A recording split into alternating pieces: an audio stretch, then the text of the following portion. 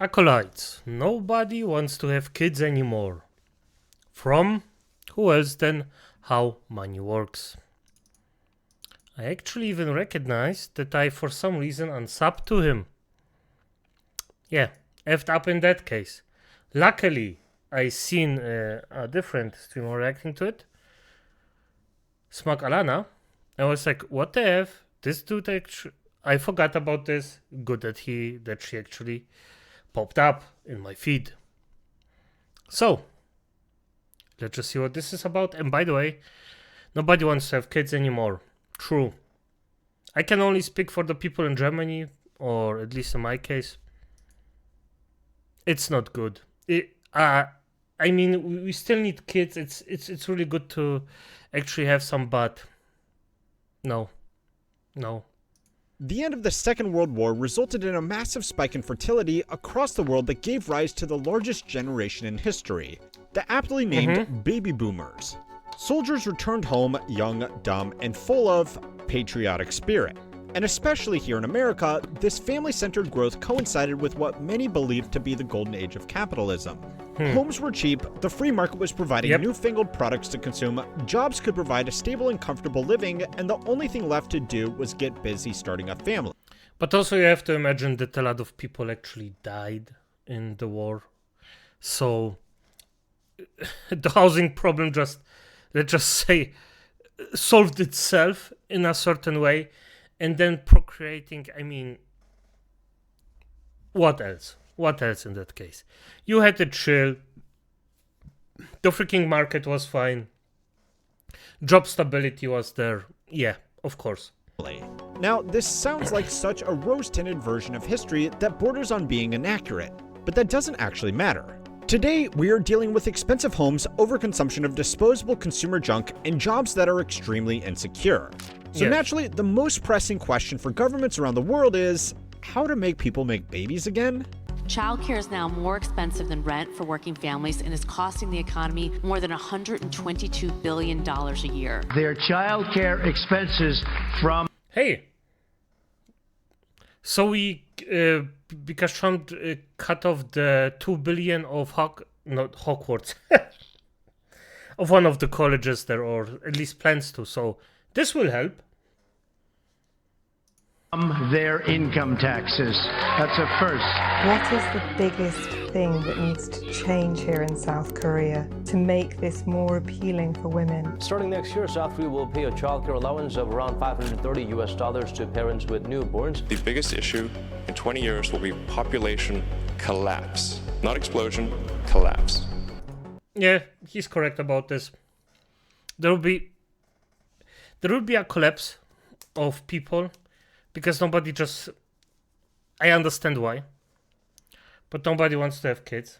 And that's just how it will be.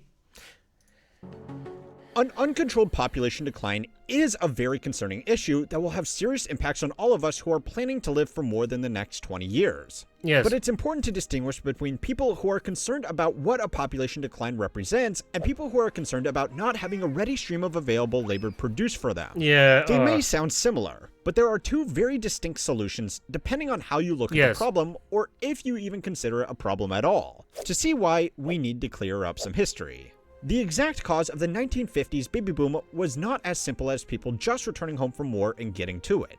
The easiest way to see this is that... the thing that I just said. Yeah, of course, it's always more complicated than I said, but it was the basics, I think. Yeah, there was no baby boom after the First World War. In fact, after 1918 and a brief dip during the Spanish flu, birth rates dropped to levels very similar to today, which kind of goes against the narrative. If you paid any attention to general media coverage of population collapse, you have probably been told that this is an entirely modern phenomenon caused by, well, whatever problem with the modern world you want to pick. But that's not entirely accurate. In fact, the fertility rate back here was actually worse than it looks. To understand why, you need to understand two numbers. The fertility rate, normally expressed in the number of births per woman, and also the replacement rate. The replacement rate is how many children the average woman needs to have to maintain the population. Today in America and most other high-income countries, that number is about 2.1 children per woman. The two is because the population is naturally split 50-50 between men and women. So to account for that, the average woman needs to have 2 children. And the point one is because tragically, some children don't make it to adulthood where they could potentially have children of their own. Now, everybody from politicians across the political spectrum to your weird uncle at Thanksgiving has been paying strangely close attention to national and global fertility rates. But what gets less attention is that the replacement rate is variable too, and it has also been declining. Back in the 1920s, people needed to have more than 3 children on average just to maintain the population, since infant mortality rate was much higher than it is today. Yes, fair enough. That means that the population back here was actually declining faster than it is today.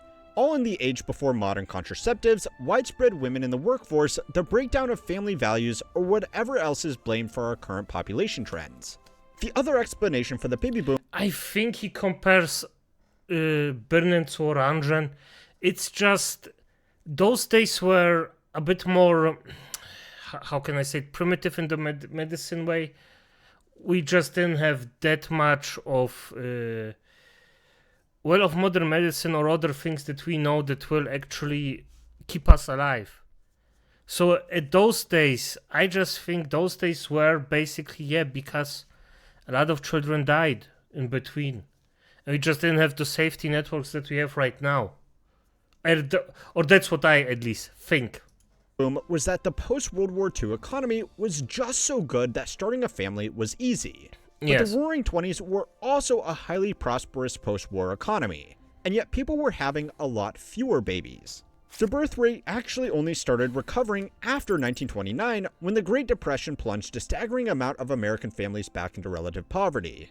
In fact, by actually looking at the data, you can see that the baby boom really started in the 1930s when the American economy was arguably in its worst state in the last century.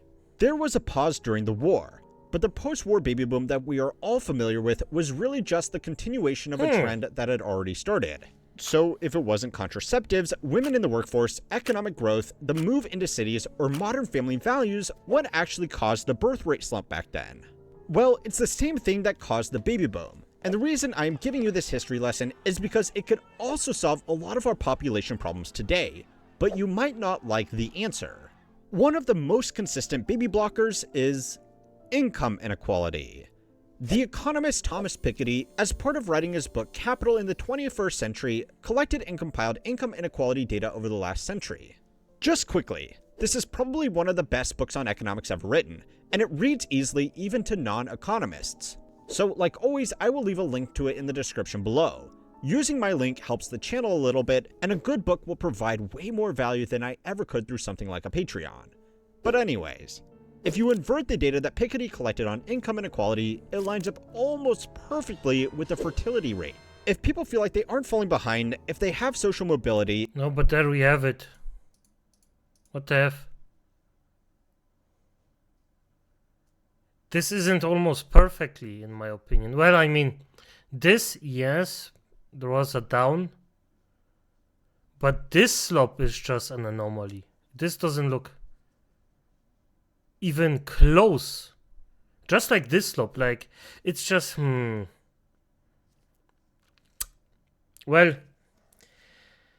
good, I'm gonna say it differently.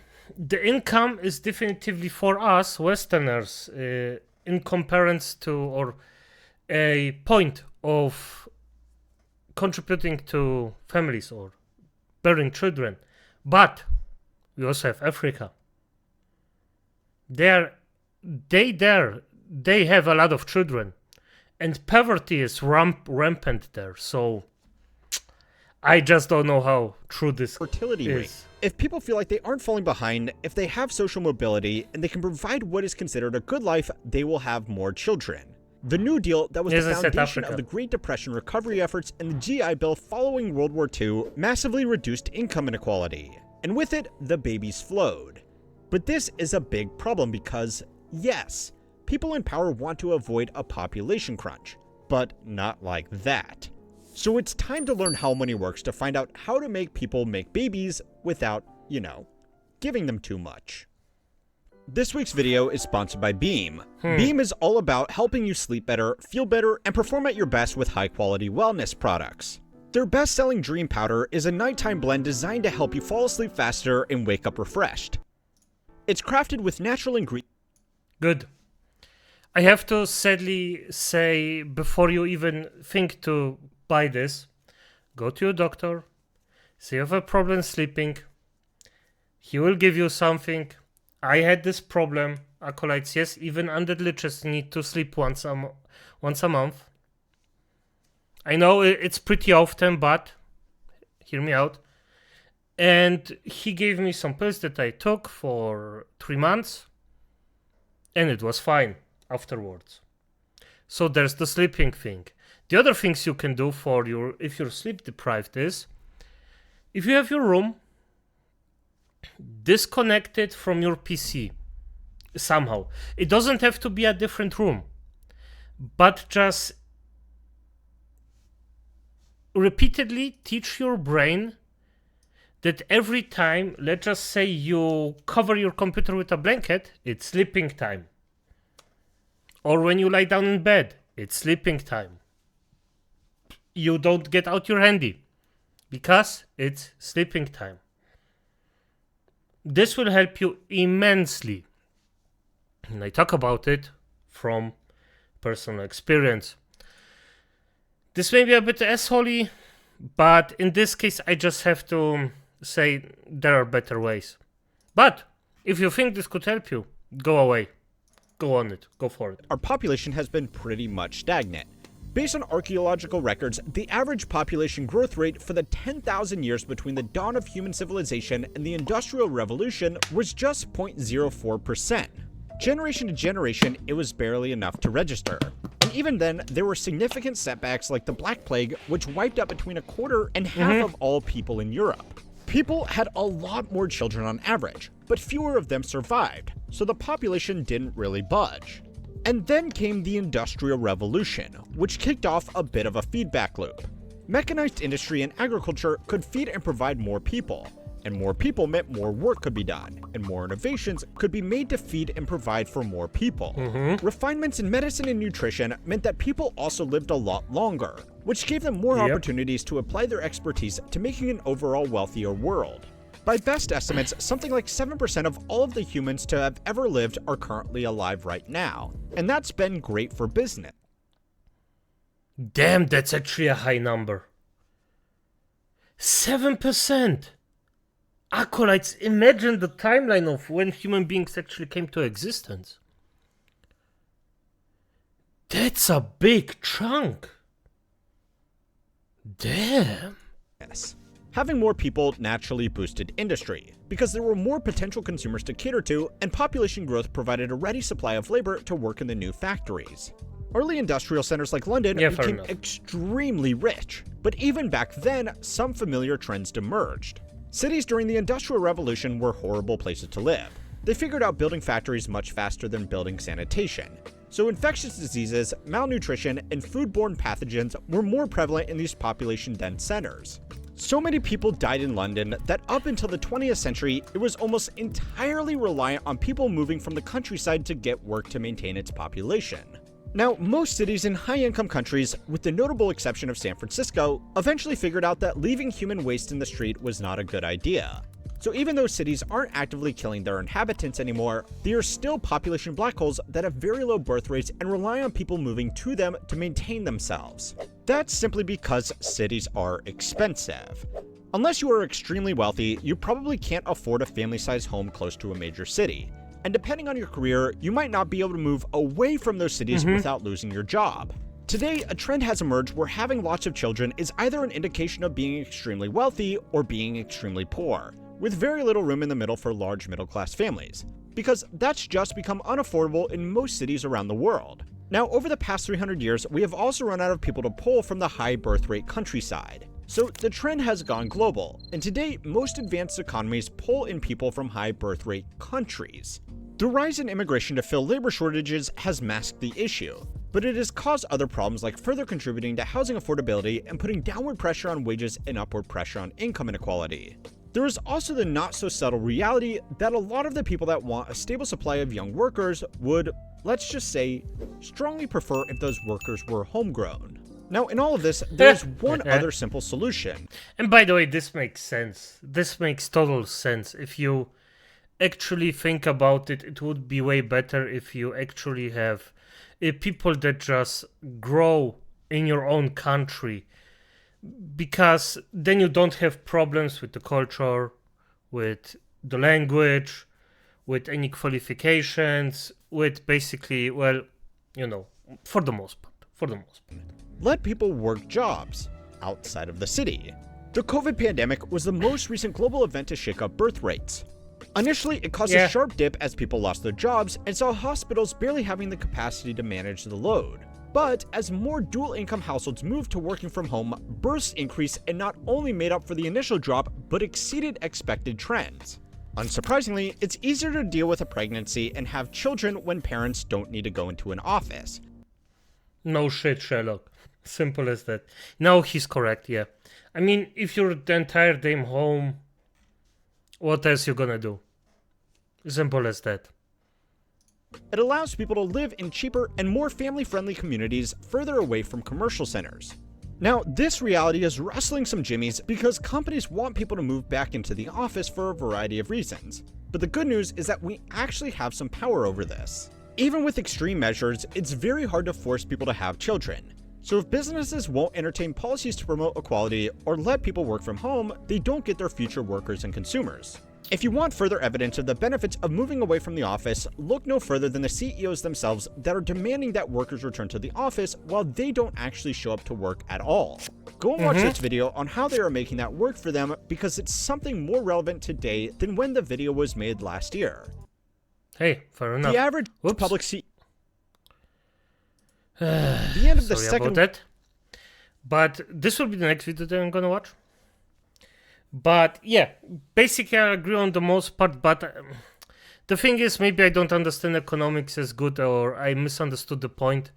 But as I said, I just think that the entire thing is way more complicated than just having a on point. Yes, this is 100% of the time how it works, always, but I just don't think that he's, well, I mean, nah, it's just nah, it's, I think it's way too complicated. I have to read way more about those things, but there's some 2 or 3 things that just maybe are exceptions and I just don't realize it. Well, the next thing to actually wrap my head around, acolytes, something new to learn. But as it is, good night.